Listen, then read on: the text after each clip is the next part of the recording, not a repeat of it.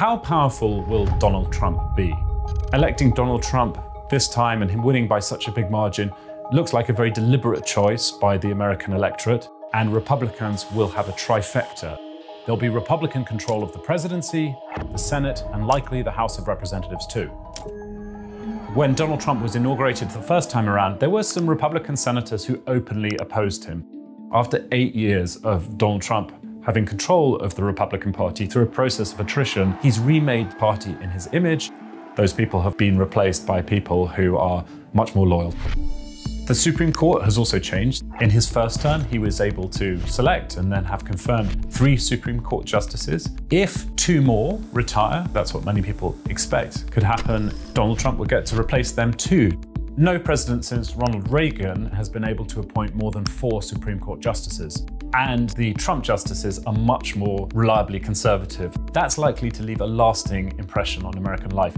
Another important difference compared with the Trump first term is that earlier this year, the Supreme Court handed down an opinion saying that presidents cannot be prosecuted for acts committed as president.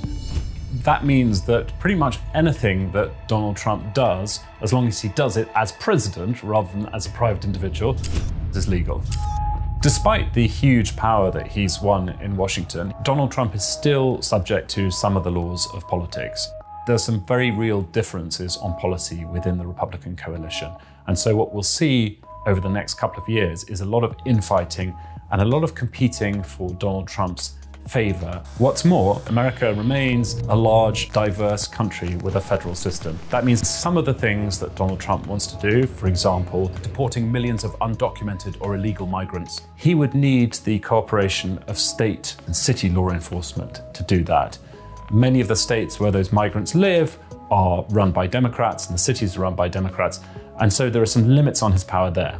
His supporters in Trump-aligned think tanks have been laying plans for the past few years, both in terms of policy and also in terms of personnel. They know how to get stuff done better in Washington.